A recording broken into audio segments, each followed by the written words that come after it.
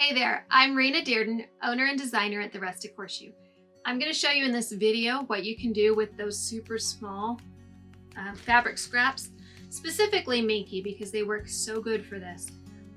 So when you're cutting out minky, obviously you have to follow the nap and everything, and what that tends to do is to leave more than your average scraps, say if you're making it with cotton. But obviously with something this size, you're not really going to be able to do much with that. But don't throw it away because it makes an awesome pillow. So we'll get to that.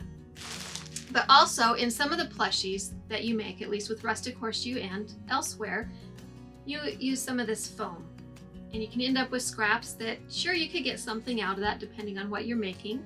Most of what I make takes bigger pieces than this, so this isn't a very useful piece for me. Instead of throwing it away, what you can do is just cut it.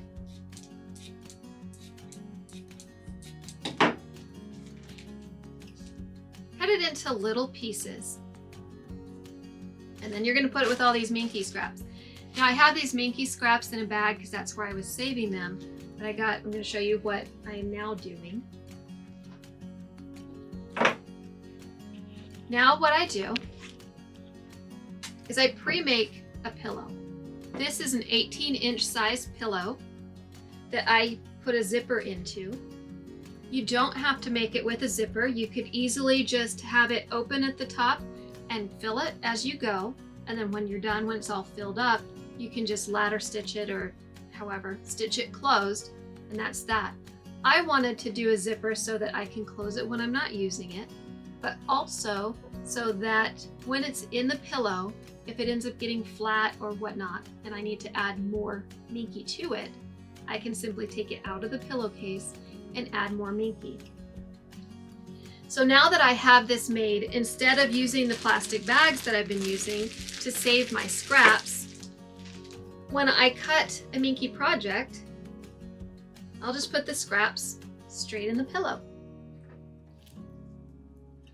And then when the pillow is entirely full, I'll zip it up. I'll put that. I'll zip it up and I'll make a case for it. And what's really cool about using minky scraps for a pillow is that it gets some weight to it. So this is like a really cool pillow because it's got weight to it. It's really squishy, it's super soft, it's not lumpy, and everything disperses really well within the pillow.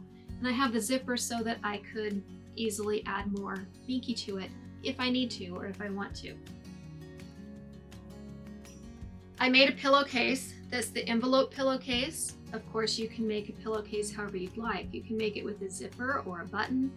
There's a lot of tutorials.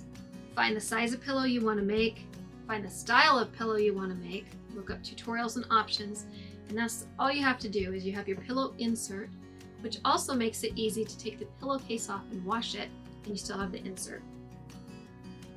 So once you fill up your insert that you've created and collected all your minky scraps and put in there as you cut all your minky, and it stores it all nice and neat for you, once it's full to your liking, then you make your pillowcase. This one is made out of Shannon Fabrics Luxe Cuddle. I believe it's the sorbet, the saltwater sorbet.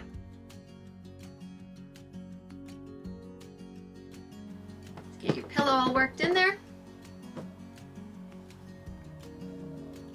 Then you have a great little throw pillow, and it's such a squishy, soft pillow, and my kids are fighting over it. So anyway, that is something you can do with minky scraps that keeps them out of the landfill and makes some super soft pillows for you.